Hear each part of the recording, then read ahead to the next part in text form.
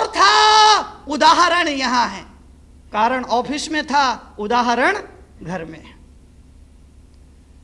तो बॉस का क्रोध पत्नी पर उतर गया, क्योंकि पत्नी तुमसे छोटी है। मैंने कहा क्रोध अपने से छोटों पर निकलता है, छोटों की तरफ बहता है, छोटों की तरफ जाता है।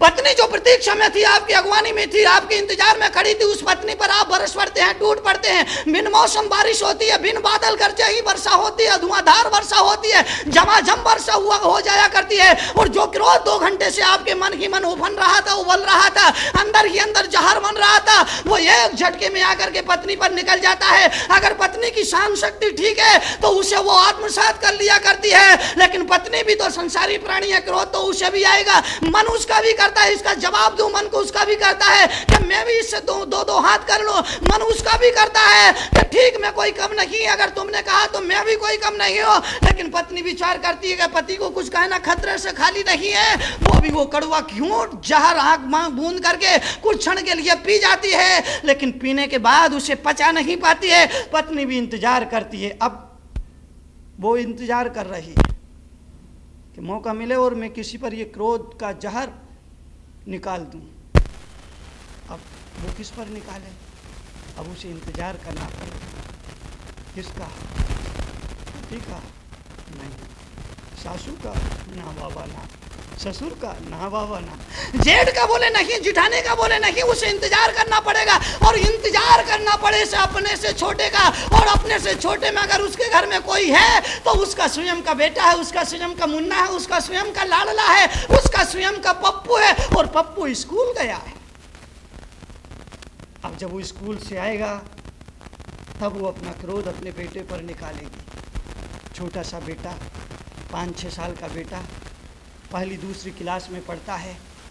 माँ इंतजार कर रही है, माँ प्रतीक्षा कर रही है अपने क्रोध को निकालने का। और जैसे ही बेटा आता है, माँ दरवाजे पर खड़ी है, बेटा आता है, सामने से आता है, जैसे ही माँ को देखता है, नाचता हुआ आता है, गुनगुनाता हुआ आता है, किसी फिल्मी पंक्तियों को दोहराते हुए आता है, माँ की तरफ बढ़ता है। और माँ की तरफ बढ़ता है, दोनों हाथों को बढ़ाकर बढ़ता है, माँ की कमर में लिपट जाता है, माँ के पास में आकर के माँ की कमर में लिपट जाता है। और जैसे ही माँ की कमर में लिपटता है, माँ उसका हाथ पकड़ती और 2 चाटे रसीद कर देती है। बोले नालायक, एक दिन में ये सारे कपड़े तूने गंदे कर डाले, ना समझ, वहां से आया और बस्ते को वहां पर पटक दिया, मूर्ख। ऐसा नाचता हुआ, उछलता हुआ, उधम मचाता हुआ, शैतानी करता हुआ आता है। और अपने मन का क्रोध मां अपने बेटे पर निकाल देती है। मैंने कहा क्रोध अपने से छोटों पर निकलता है। माँ ने बेटे पर क्रोध निकाल दिया। माँ आज अपने बेटे को देख रही है। रोज बेटे को देख करके प्रसन्नता का अनुभव होता था, मन उसका खुश हो जाया करता था। माँ प्रेम से भर करके उसे अपने आंचल से लगा लिया करती थी। लेकिन आज उस बेटे के कपड़े गंदे दिखाई दे रहे हैं, आज उस बेटे का बस्ता पटकना दिखाई देता है। रोज बस्ता रखना, इसी तरह वो बेटा रोज बस्ता रखता था, लेकिन बस्ता उस दिन रखना दिखाई देता था। रोज नाचता हुआ, उछलता हुआ आता था, उस दिन वो उधम नहीं दिखता था, शैतानी नहीं दिखती थी। लेकिन आज उसका उछलता हुआ ना शैतानी दिख रहा है, उसके कपड़े आज गंदे दिख रहे हैं, बस्ता रखना उसका पटकना दिख रहा है। क्यों? क्योंकि आज माँ का मन गंदा है, इसलिए उसके कपड़े में गंदगी दिखाई दे रही है। माँ के मन में शैतानी है, इसलिए उसका उछलना नाचना शैतानी नजर आ रहा है। और आज माँ के विचारों में कड़वाहट है, इसलिए उसका बस्ता रखना पटकना नजर आ रहा है। जो हमारे मन में होता है आंखों से वही दिखाई देता है, जो हमारे दिल में होता है बाहर वही प्रकट हुआ करता है। अब पप्पू बेचारा क्या करे? माँ को तो जवाब नहीं दे सकता है, माँ से तो बदला नहीं ले सकता है, माँ से तो लड़ाई नहीं कर सकता है, माँ से तो मुकाबला नहीं कर सकता है। बेटा भी चुपचाप माँ के उस कठोर शब्दों को, उस मार को सहन कर लेता है। लेकिन वो भी संसारी प्राणी है, उसे भी क्रोध आता है, वो भी अपने क्रोध को निकालेगा। और जब निकालेगा तो किस तरह निकालेगा? अपने कमरे में जाएगा और गुड़िया की टांग तोड़ डालेगा। गुड़िया की टांग तोड़ डाली, क्यों? माँ का क्रोध गुड़िया पर निकाला। कॉफी के पेज फाड़ डाले, माँ का क्रोध कॉफी पर निकाला। पुस्तक के पन्ने फाड़ डाले, पुस्तक पर निकाल दिया। लिखने बैठा तो पेन की निप जिप सब कुछ तोड़ डाली। क्रोध उस पर निकाला जा रहा है। क्रोध हमेशा अपने से छोटों की तरफ बहता है, छोटों पर उतरता है। इसीलिए मैं कह रहा हूं कि अगर क्रोध आता है तो उस क्रोध क्रोध को तुरंत निकाल दीजिए। और अगर आपके निमित्त से, आपके कारण से किसी दूसरे को क्रोध आ गया है, किसी दूसरे के मन में क्रोध पैदा हो गया है, तो घंटा भर बाद, 2 घंटे बाद, आधा घंटे बाद, 1 दिन बाद, 2 दिन बाद, 7 दिन बाद उस आदमी के सामने जाकर के हाथ जोड़ करके सच्चे मन से उस आदमी से क्षमा याचना कर लेना चाहिए, उस आदमी से माफी मांग लेनी चाहिए।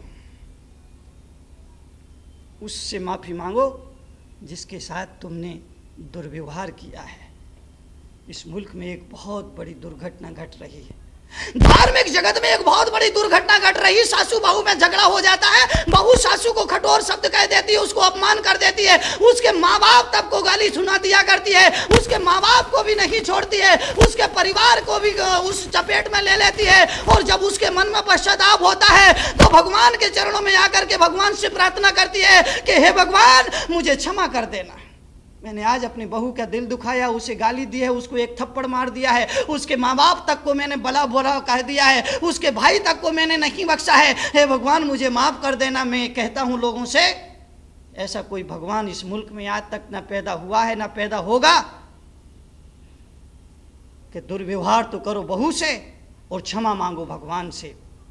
अगर बहू के साथ दुर्व्यवहार किया गया है, अगर बहू के साथ आपने गाली गलौज किए, अगर बहू का आपने अपमान किया है, तो उस बहू के सामने जाकर के हाथ जोड़ करके क्षमा मांगना चाहिए। अगर बहू से क्षमा नहीं मांगी जाती है और भगवान के सामने आकर के क्षमा मांगी जाती है तो ये आत्मा प्रवंचना है, ये आत्म छल है, ये स्वयं के साथ किया जाने वाला धोखा है, ये स्वयं के साथ किया जाने वाला कपट है। और याद रखना, जब तक वो बहू तुम्हें माफ नहीं करेगी, जब तक वो बहू तुम्हें क्षमा नहीं कर देगी, तब तक कोई भगवान तुम्हें क्षमा नहीं कर सकता है। और जब तक तुम्हें कोई परमात्मा क्षमा कर नहीं सकता है, और ना किसी परमात्मा को ऐसा अधिकार है कि वो क्षमा कर दे।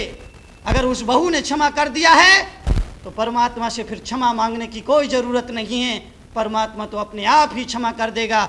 लेकिन अगर उस बहू ने क्षमा नहीं किया है तो फिर भगवान भी क्षमा करने की शक्ति अपने आप में नहीं रखते हैं।